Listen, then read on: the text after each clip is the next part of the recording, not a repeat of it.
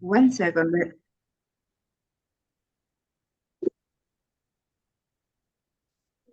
Okay, so we'll just wait a couple of moments to let everybody get into the room. Once I can see a few people popping in, and then we'll begin. Great stuff. So we can see everyone coming into the webinar whilst everything's loading. Right. So welcome everybody. Welcome to this webinar on the EFIC Grünenthal Grant, where we have the opportunity to talk to previous winners of the EGG to find out a bit more about how the application process went for them, and perhaps find out if they have any tips or advice to share with us and yourselves who might be future applicants, and what they've been doing since they won the grant. These webinars, as you all know, are a great chance to ask questions directly to the speakers. So please feel free to post them in either the chat or the question and answer module down below you can see, which is usually on our webinars. And we'll get to those questions once we have a quick chat with each of them. So just as an introduction, I'm Nathan from the European Pain Federation EFIC, and I'm joined by Esther and Luana. You can see on your screen. Thank you so much for joining us, guys. We do have another attendee, Stefano, who is on the way here. So hopefully Stefano will join us at some point throughout the webinar. Thank you so much for joining, everybody.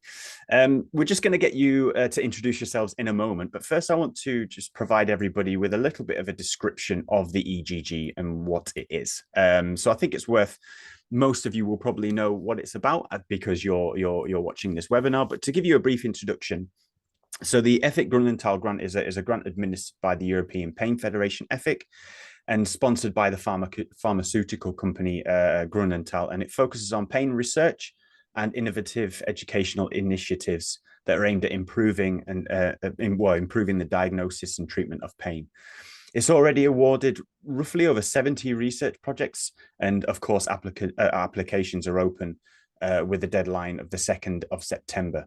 If you're looking to apply or want some more information about the criteria, perhaps the timelines, how to apply and things like that, there's some more information on our website alongside with lots of stuff from our previous winners as well. So you can go to europeanpainfederation.eu, and then under there's a drop-down menu of research. You will find grants and prizes, and you'll find everything there about the EGG, including an application form. So feel free to go and check that out once you've watched this webinar. So that's a little bit of information from the EGG. Let's get introduced to our previous winners who we have with us today. So Esther and Luana, welcome. Esther, do you want to just introduce yourself briefly for us? Yeah, thank you, Nathan. My name is Esther Pogatzki-Zahn. I'm an anesthesiologist and pain physician, and I'm a pain researcher as well. I'm based in Germany, in Münster, and I am head of a large pain research group today. At the moment, we will talk about that, Nathan. I was applying for this. It was a different situation, and I may tell you later about that, because this is probably where you are in currently. It was, in fact, the first time the EGG was out. So this was a very special situation. Yeah, that's me. Thank you, Fantastic. Nathan. So we have a veteran. It was 2004, I think it was. Is that right? Yes. Yeah, it was. All that time ago. It wasn't that long ago. Don't worry about that. Fantastic, Esther. Thank you. And Luana, welcome. Could you just tell us a little bit about yourself? You are muted. You will just have to unmute just in case you forget. My name is Luana Colloca, and at the time of the application, I was a postdoc in Italy, in Turin, in the Department of Neuroscience, and I learned about the EFIC from prior awardees, because I was very active with EFIC and anything related to pain research in Europe. So I thought, wow, this is an excellent opportunity to apply. And I remember that with a lot of enthusiasm, I put together my application, and eventually I got selected. It was December 2009, taken wonderful celebration and ceremony. And so it was really an honor to be a part of the awardees, but also a very smooth application. So I remember that was straightforward, and the point was to have an innovative ideas. I remember that in my case there was, you know, huge interest in placebo research, molecular aspects. So I targeted a nuance of placebo and pharmacological approach. Given that I am a physician scientist, so an MD and PhD, and my goal was to be translational, to the research and have an impact eventually on drug development. Fantastic. And we'll go into a bit more detail about the project. And obviously you've mentioned it there, but we'll go into some more detail a little bit later on. So yeah, thank you so much again, Esther and Luana, for joining us. We did mention that Stefano might be joining us a bit later, so we'll get Stefano to introduce themselves a little bit later as well, and obviously include information about their projects. So fantastic stuff. Esther, can you give us a brief overview of your project? And you've obviously mentioned that it was 2004 and kind of your position at that point. Could you give us an introduction, an overview of the project? Yeah, so at that time I was just 1.5 years or 2 years maybe after I came back from a 5-year PhD program in the US. So I was coming back to Germany and starting my own laboratory. And what I wanted to do was I wanted to establish a human pain model. So there have been already some human pain models out at that time. So if you know capsaicin application to the skin, or there was at that time an high frequency electrical stimulation model that was developed. But I, as an anesthesiologist, was very interested in post-surgical pain. So it is very specific what pain after surgery is about, and we are not even currently today aware of all the mechanism, and it is sometimes difficult to establish mechanism in patients. So you go into preclinical animal models, but there is a gap between animals and patients. So I wanted to have and develop a model in human volunteers, and this was in fact what I applied for. I wanted to characterize a human incision model and wanted to identify some very specific mechanism, which I was in fact during the 5 years earlier discovering in preclinical research. So this was my project. There have been a couple of specific aspects. So I wanted to differentiate primary from secondary hyperalgesia, and I wanted to differentiate female and male related pain aspects. This was in my project as well as a topic, but basically it was I wanted to establish this model and characterize it. So this was the theme of my application. And that's super interesting. Obviously, it sounds like something that's led on from your previous interests, and you found that the grant was there to be able to support the funding for you to go and do that work. And this was in fact very interesting because it was kind of a risk. Yeah, it was not something that was another aspect related to a certain topic that in a model that was already established. And it is sometimes hard to find interest in such projects. So we can talk later about how it went, but it was a very nice opportunity to send something to a grant that was looking for special and maybe a little risky projects. Yeah, absolutely. And if anybody else who's watching this has a risky project in mind, then you obviously know that this is something that it could be suited to. Luana, yeah, fantastic. I know you provided us with a little bit of an introduction to your project earlier, but would you like to give us some more in-depth information about your project that won the grant?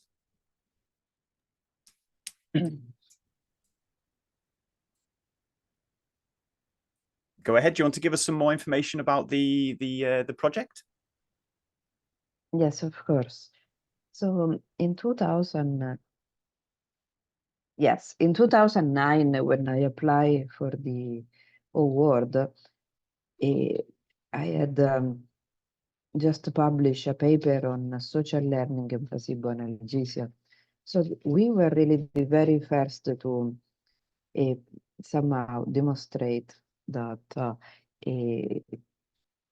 we can have a social transfer not only of pain, but also a treatment benefit, such as observational induced placebo analgesia. So let me tell you a little bit what was the idea. Up to that time in the placebo analgesia fields, mostly people were looking at a dualism between conditioning and expectations. So to somehow demonstrate that this dualism from a psychological point of view was somehow weak, I brought forward the idea that we don't need to have first-hand experience or verbal suggestion, but merely observing an analgesic benefit in another person translate into experiencing analgesia and placebo effects. So this was somehow innovative. It was the very first time that we challenge the dualism of expectation and conditioning to introduce a mechanism that was, social learning. And eventually today it's well established and so on.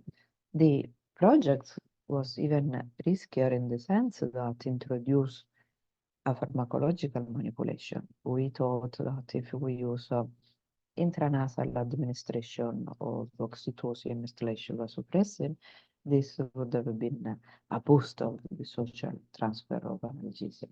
And the reason why we target this to neuropeptide was because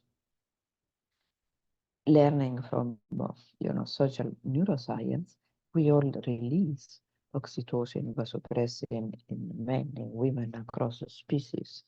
And so interestingly for us, we aim to see if pharmacological we can even boost this transfer of analgesia. So I had behavioral data show that yes, we can transfer the benefit of observing another person merely by, this demonstration that was live or through a video.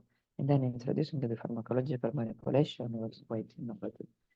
Eventually, this project brought me, to publish the data on biological psychiatry and continue actually in the States because, well, this is another part probably of the question. I will tell you more about what's up after the grant. Fantastic. Yeah, and we'll go into those details. And you guys have done a great job there saying, we're going to talk about the results of this work that's been funded by the EGG as well, which is going to be super interesting. So two different projects, but there's some sort of similarities in this concept of risk. You consider that these applications are quite risky. I guess we've all had a look at grant applications and we see what's required of them. When you say, and Esther, perhaps start with you, it's a question from Patricio in the comments. What do you consider as risky? You both mentioned this concept of risky. Is it money? Is it just the topic itself? What's risky about the projects that you won? I think that's a great question. So first of all, money-wise, you have to justify what you want to do. So this should not be risky, but spending money on something that might come out to be, let's say you do something and you have not really you are not sure what comes out. So you have an hypothesis which is very innovative, and this is what I would say. Yeah. So the hypothesis should be something that everybody would say, oh yeah, maybe I have never thought about it. I in fact think Luana's hypothesis was very risky. Yeah. So this was very innovative and nobody really thought about this earlier days somehow. Yeah. So I think that's fantastic. Yeah. And maybe 20 years later, and in my case, it's already 20 years later, you think, oh yeah, oh man, now we know about it. But maybe you have been, I would not say me, but maybe you are the starting point of something. Yeah. So think about this. Yeah. What in your area about what you are working on and you are interested in would be something you would say, oh, not everybody would think about that at the moment, or not everybody would have the same hypothesis. Yeah. It does not mean that you have to make up something. Yeah. This is not, it should be coming somehow smoothly out of your previous research. You have read something and you connect something, maybe from the neuroscience area, or like Luana from the psychosocial area, and you connect things together. And this is can be the innovation. So I think this is a little bit thinking out of the box. This is what you say today about it. Yeah. Earlier days, this was not as common, but today I would say, yeah, do something that is a little bit surprising. And Luana, would you agree? You know, this element of doing something that's a little bit out of the box, sort of surprising. Do you think that helped your application?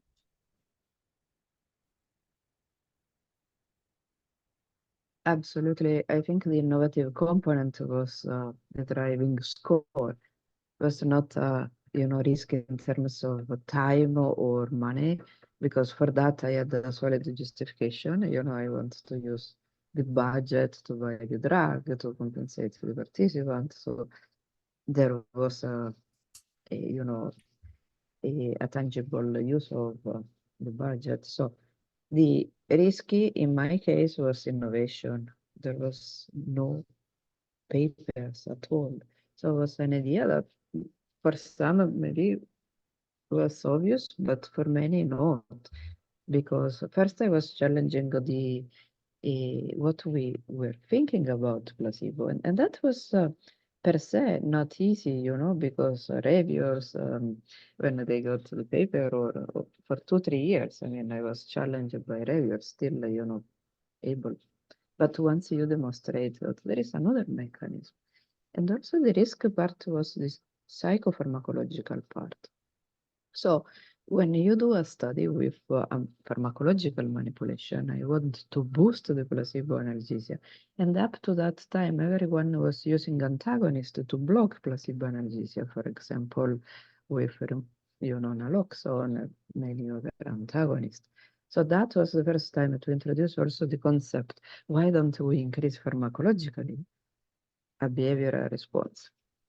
And to do that, you need some power calculation. And to do a power calculation with zero study in the area, it is challenging. So in that sense, it was risky, because I had no, prior literature to guide me on the effect size, for example, or if it was specific to other area of neuroscience, but not necessarily to placebo analgesia.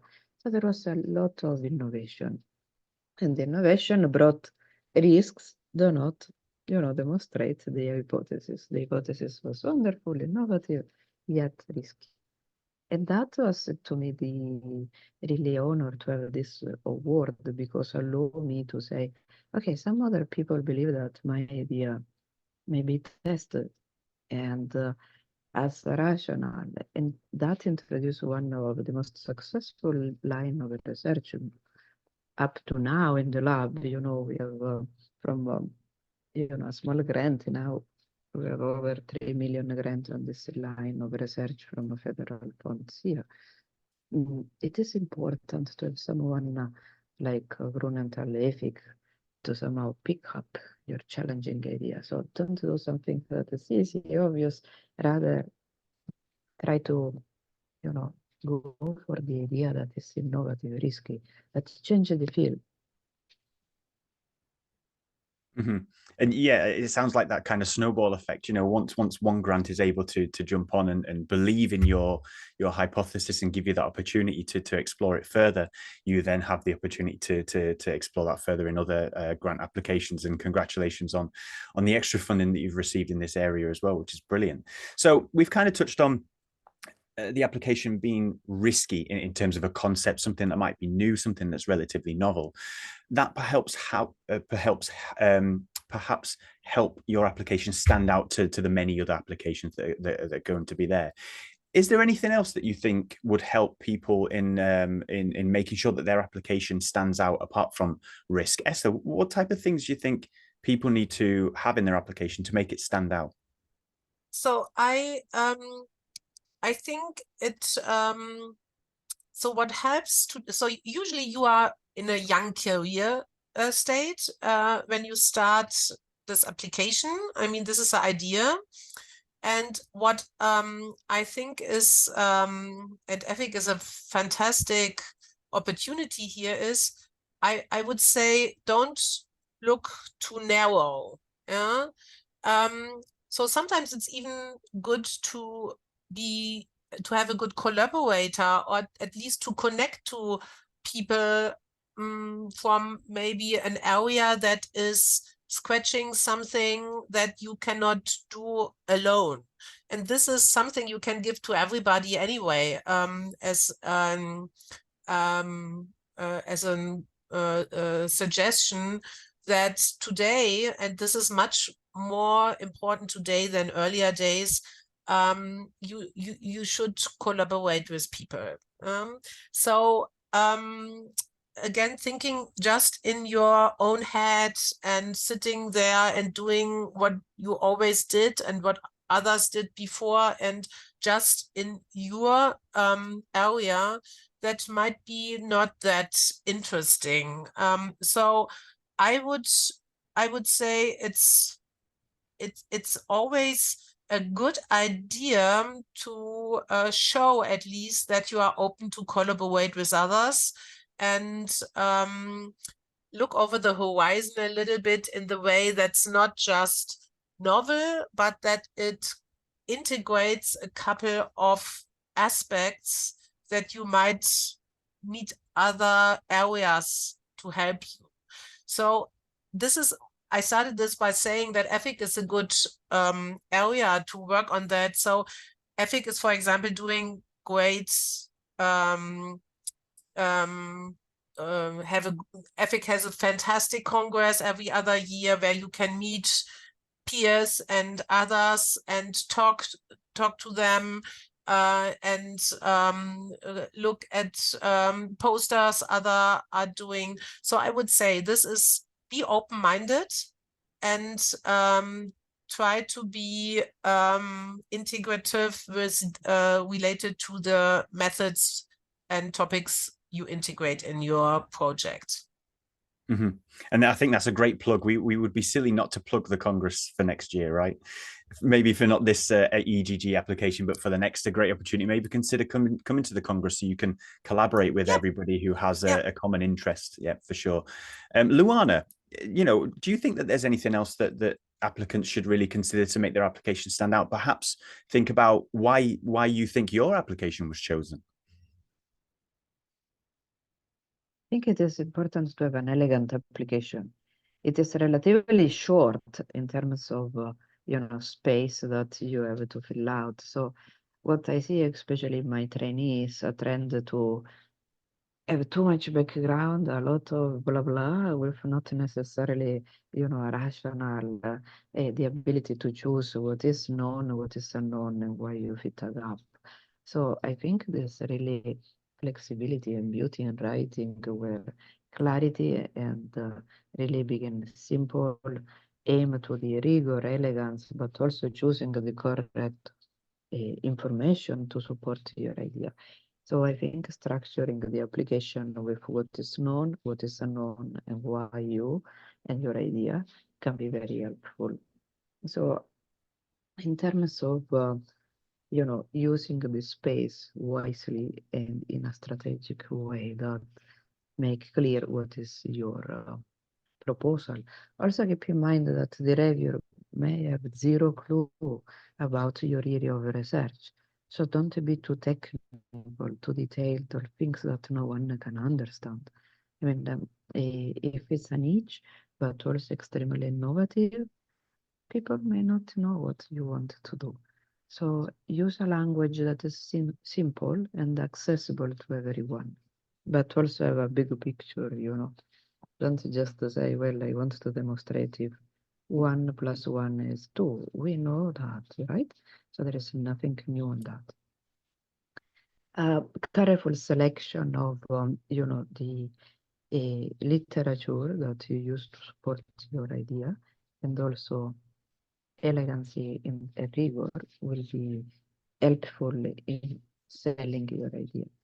I don't know if collaboration will be necessarily important, because this is mostly, I think, a project for innovative idea, a risk idea that can have an impact in the future in medicine, in research, drug development. So try to think that it's an opportunity for you. You will have many other applications where you truly have to go as team. In this case, you can do something that your mentor doesn't do, or it is new, as long as you have a rationale.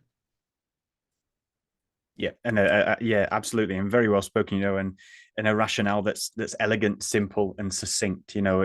Try not to make things too complicated, especially when you appreciate that the reviewers might not be specialists in the same field. And I guess that's something that we sometimes forget to do when we're writing these things. So super useful. Thank you, Esther. You mentioned. By the way, guys, just a quick reminder, please get your questions into the question answer feature. We obviously have Esther and Luana who have given up their time today, which really appreciates. This is a great opportunity to ask questions directly. Esther, you mentioned about collaboration, and Luana, you touched on collaboration almost in a different perspective, in terms of the importance.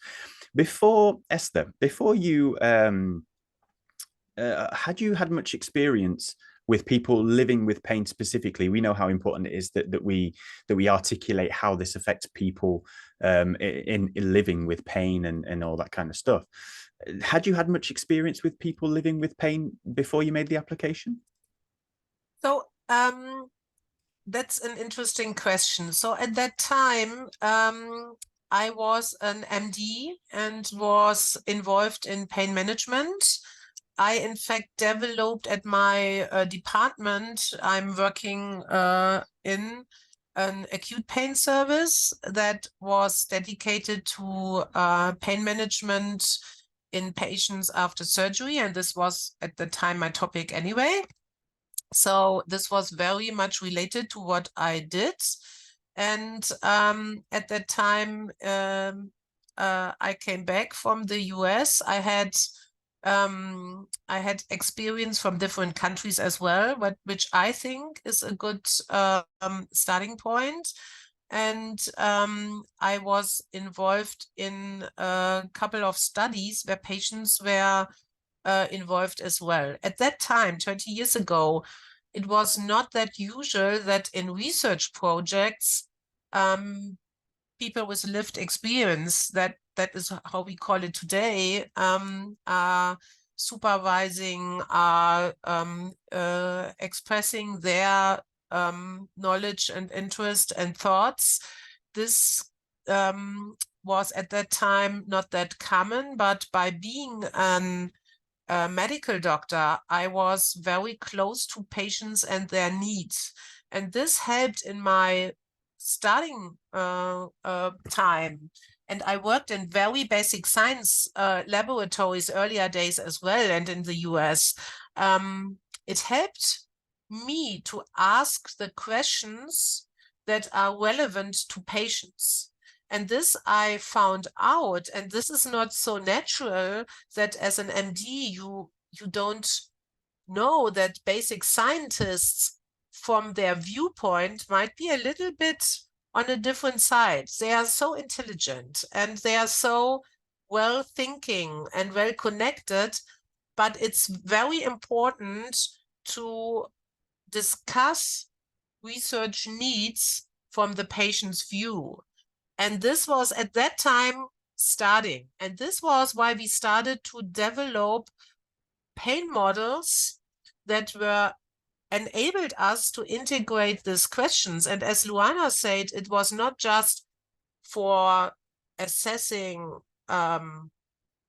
interventions like drugs. Yeah, it was you were able suddenly to integrate aspects like psychological aspects. Placebo research came out at that time to be very popular because it it gave impact about psychological aspects of pain. So I think today we are far ahead of that time to integrate patients in research from the beginning, and I really appreciate that. And it's great to hear, you know, and we all appreciate, and we're all trying to understand the role that people with lived experience can have in research. And we know that it's a big role. Perhaps it's the how do we get them involved, and everybody's, you know, in the most effective, you know, way possible. And it's great to hear that from your application in 2004, that was kind of, you know, new, and it wasn't as prominent as it is today. Exactly. Luana, yeah, it's great. And Luana, how important was your experience with people with lived experience for your application?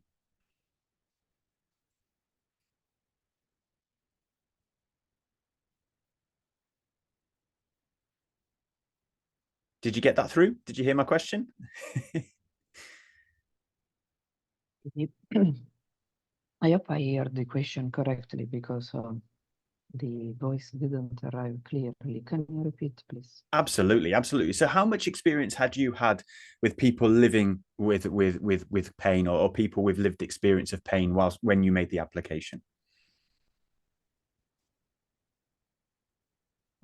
I was practicing before my PhD, so I definitely started doing pain research because I observed there's so many patients suffering from acute or chronic pain. But when I was researching the pain, actually I was primarily working with Parkinson's disorders, and I had started to do pain research in health controls, so pain-free people, because my goal was somehow to demonstrate questions related to placebo in a way that was testable in a lab without you know, having an underlying disease in physiological condition. And so I had clinical practice with chronic pain patient and acute pain, post-operative pain also. But in terms of research, I was doing only, you know, physiological pain, mechanism of nociception, to be precise. It was not pain experience, rather nociception. How can we modulate nociception signal coming, you know, from laboratory stimulations? So. Yeah, so I guess it just shows, you know, even if you're thinking about the importance of including or PPI, you know, this patient and public involvement within the research, there's lots of ways you can go about that. But perhaps for your application to stand out, you know, a decent or innovative approach to that would be really useful, it seems. Perhaps we can just take a moment to go through some results. You know, we want some exciting stuff. We want to hear how you guys have been getting on with the grants and how it's really helped you in the projects, but as a researcher in general. Esther, tell us about the results and kind of how the grant has shaped you to you are today. Yeah, so overall, this grant helped me tremendously to establish the human incision model in human volunteers. It helped me to investigate mechanism based on this. I was able to show that there have been brain structures relevant for acute pain aspects, pain intensity, which were differentiated from hypergesic areas. So suggesting that there are different ways of activation and sensitization based on an incision. I was able to contribute more to mechanical hyperalgesia in patients after surgery. And this is in fact something I'm still working on in animals and humans.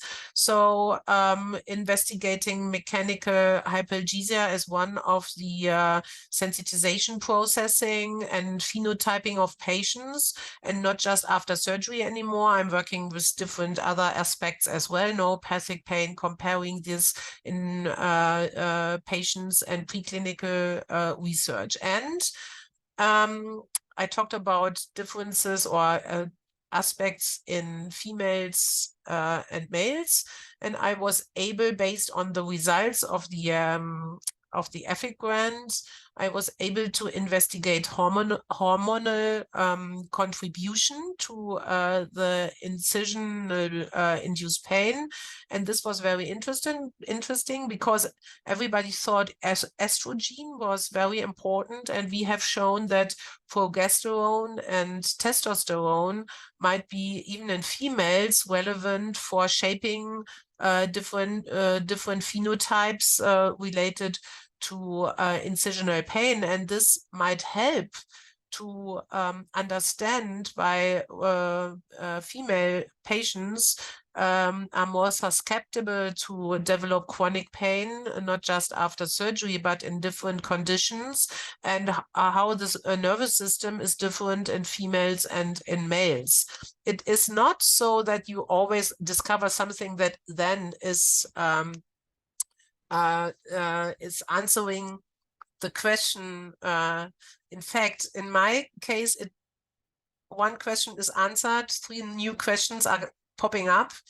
This is so interesting in the research area, but this is what it makes research so interesting, that you always get more research questions. And so I'm still using this model as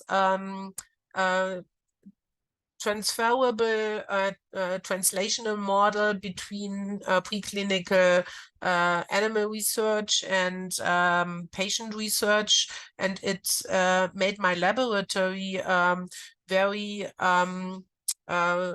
fruitful, and added some aspects I would not know if I could have established that without the EFIC Grünenthal Grant. So it's helped you a lot. is what it has, Yeah. and it's helped the field a lot. You as a researcher personally as well, which is, you never know what one grant makes more than the other, but every grant helps you in establishing something. And here, in fact, I can point this model to the EFIC Grünenthal Grant, because at the end this was a grant that supported this this model in my laboratory. Yes. Mm-hmm. Fantastic. And Luana, how has the, perhaps tell us some more about your results from your EGG project, and how has the grant influenced you as a researcher?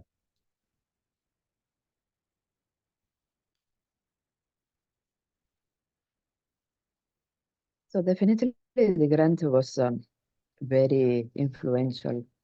So I have to say that after the ceremony in Aiken, that was beginning of December, 3 days after I moved to the States, for a senior fellowship at the National Institutes of Health.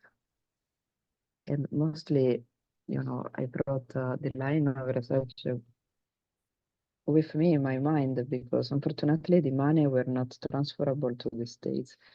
But yet I applied for another grant straight away in the States to continue that line of research. Know that if I passed a competitive process like the EFIC Grünenthal, probably there was some meaning in that line of research. So I had this challenge to have a delay.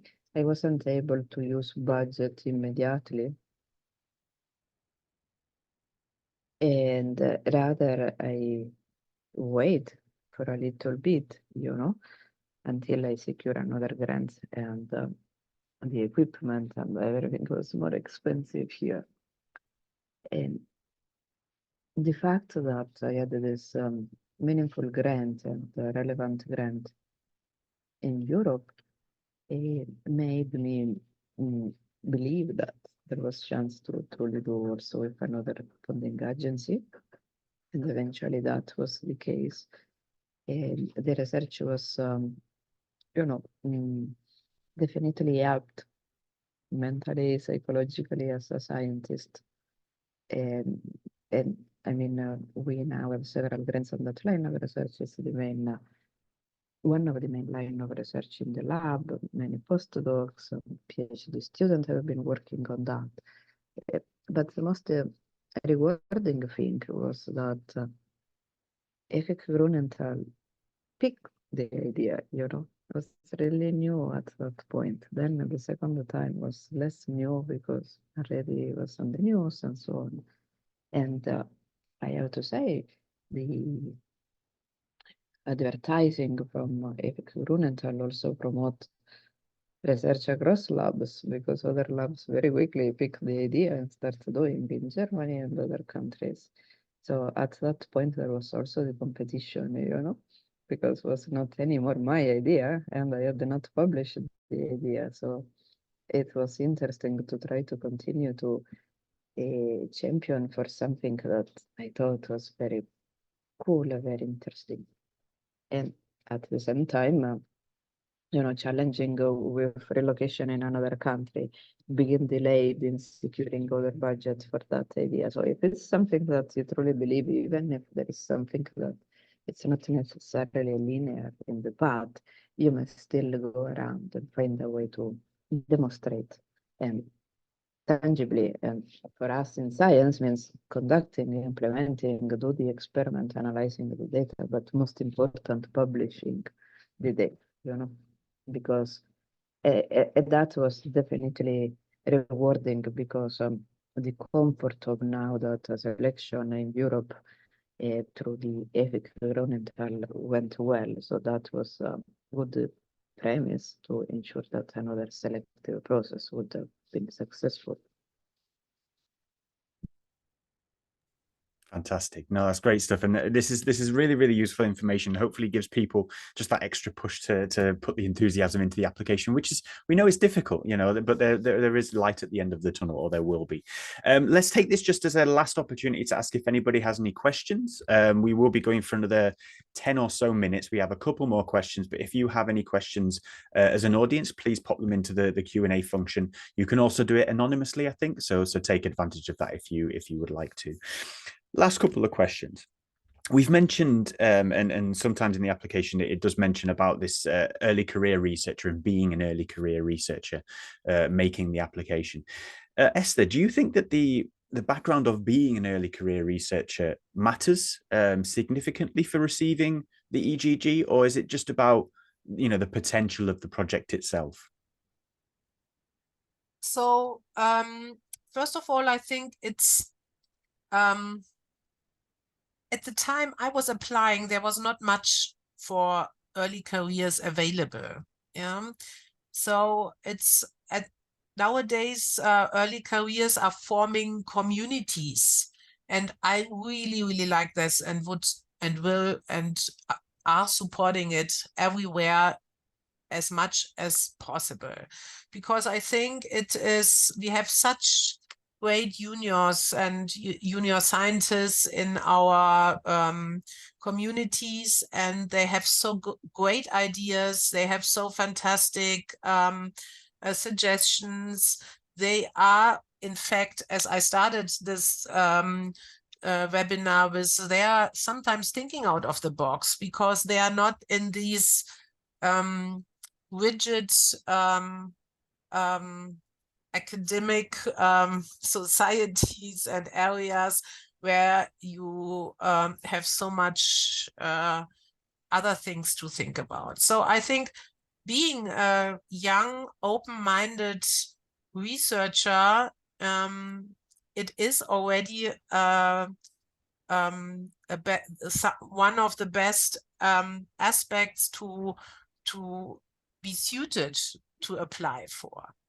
Yeah, because this does not want to step up another step on an already established career. So I think Grünenthal and EFIC want to have ideas coming from those people making the future. And in my view, this is, and young people, you don't have to tell young people to do that because they are naturally like this. Yeah. And what I would say in Germany, we say, don't let you go. Yeah. Do what you think is right and think something about what or apply for something that you think at the moment this is for you the best and most important aspect. So I think this makes juniors already very, very suitable for that. And I really appreciate that this grant is for young scientists, and I would support that wherever you stage are. I think it's about 7 years. So the limit is 7 years after your PhD. So I would say wherever you are, yeah, 2, 3, or 7 years after your PhD, whatever you think about and you have a great idea, put it together and send it in. Mm-hmm. No, that's great. And it's a great summary as well, because it's almost sometimes I think with these applications, we almost write the application as the application wants us to write it. What you've kind of said there is just make sure that you put your stamp on it. You know, we're giving you lots of tips here about how to write the application, but don't forget it's your idea, it's your approach, and make that nice and clear in the application as well, which is brilliant stuff. Okay, so maybe we can have a couple of sort of final comments then, which is if there's anything that you think everybody would find useful. Luana, is there any other sort of tips that you think that people who are applying for the EGG would be worth knowing? I echo Esther's comment. This is a unique opportunity for young investigators. You will be competing with peers, with senior, as many other grant mechanisms like, in Europe or in other countries. So it is a very unique opportunity. Of course, it's very selective, but I think having this window from the PhD to the postdoc or junior faculty position to apply for something where you are the PI, the principal investigator, is definitely a plus and a very unique opportunity. Fantastic. Yeah. And Esther, any sort of final tips and tricks, I guess, for applicants? No, I have 2 points to make. So one is don't be afraid of failing. Yeah, this is another point you have to learn in the scientific area. It's never a guarantee that you go through. Even you think, and after maybe applying the first time and not getting it, this does not mean that your application was wrong or was not a good one. There are very often a lot of good ones, yeah, because there are a lot of good and fantastic people out with super nice ideas, yeah, and it's hard for the selection process to select the best ones. Yeah? So this is the first. Don't be afraid and don't suffer from failing. Usually a lot of applications are good. And the other one is still, if you are if you think your application is fantastic, it might be good to discuss it with others, yeah, to get support.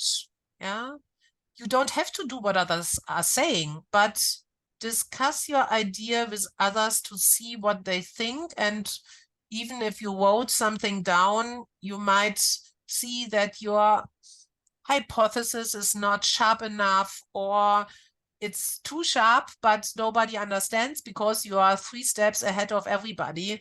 So maybe that might be another idea. Yeah. So it's a learning point to write grants as well. It's not that this is, even if your thoughts are good, the grant is good. So maybe that is another suggestion. Yeah, brilliant. And have confidence in your application. You know, this is a lengthy process. There's going to be many applications, especially if you're an early career researcher in the future. But this is a fantastic one. If it happens to be your first grant application, it seems to be a very, very suitable one. And again, collaboration is always important as well. So fantastic. Thank you, Esther and Luana, for your time today. Really, really useful stuff. As a reminder to everybody who's watching, the deadline is the 2nd of September. You can find more information, some stories from other previous winners as well, at the European Pain Federation.eu, and then under the drop-down menu of research, you'll find grants and prizes, and obviously all the information is there as well. Don't forget to share this video with everybody who might be interested in the grant as well, which is fantastic. Thank you so much for spending time, Esther and Luana. Again, really, really useful stuff. I'm sure everybody's found that super, super useful. And yeah, I think that's everything. I don't think there's anything else that I need to cover. If you have any questions, please feel free to email people at EFIC. They'll be able to help where possible as well. So again, Esther. There is a question. Yeah, of course, please. Yeah. So one person asked if the amount of publication somehow they had at the time of the application make a difference. Well, having a strong CV in some publications can be helpful, but I mean, it's not necessarily based on the amount of paper you publish in the area. So when I apply, I had papers published, but and the paper that was the foundation of the continuation was accepted, I think. So I probably do not have publication that sometimes is common in the early stage of our career. Can be risky, you know. You may need to publish, maybe delay the application by 1 year if you expect that you can publish some preliminary data. Because that shows feasibility, that shows that you are a responsible principal investigator that has a paper 2 or more as first author.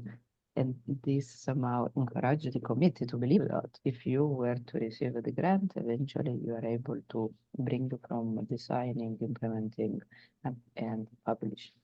So some papers are helpful with first author to show that you are the one in charge.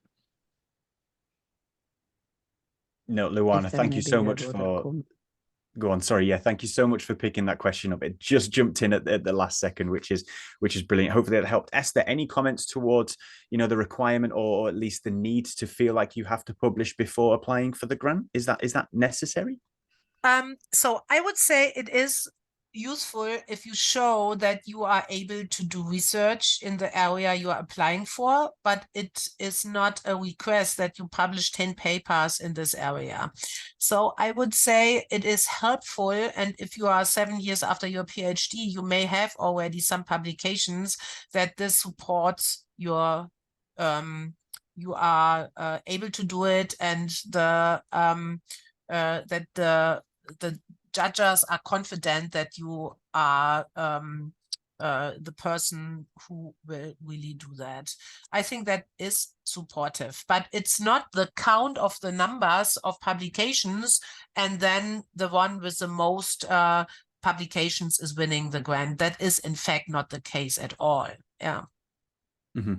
Yeah, and yeah, reiterating Luana's comments exactly, is that if it's not about the amount of publications or even the citations that the papers have got, it's about your demonstration of being a PI at the level that you're at currently, which can help, but is not a necessity. It can support. So if anybody hasn't had any publications before, or maybe you have 1 or 2, but you feel like you might need more, don't worry about that. Get your application in, demonstrate your ability to become a PI and lead on the project, and that is often enough to get you up there with the good applications, which is great. So hopefully that gives people a little bit more of a motivation to apply. Luana, thank you so much for picking that up and doing my job for me. Brilliant stuff. Yeah, and good luck to everybody who's applying. It's quite a work, so you should start and yep, you should start putting your application together if you do plan on applying. But yeah, Esther, as mentioned there, good luck everybody with your application. If you have any questions, feel free to reach out with EFIC. We'll try and help where possible. But again, as Esther and Luana touched on, their collaboration is great to speak to other people as well. We'll finish up there, which is brilliant stuff. Great timing just within the hour. Esther, Luana, thank you so much for your time today. Really, really appreciate it. We appreciate you're so busy. So I'm sure everybody's found that super useful. Great.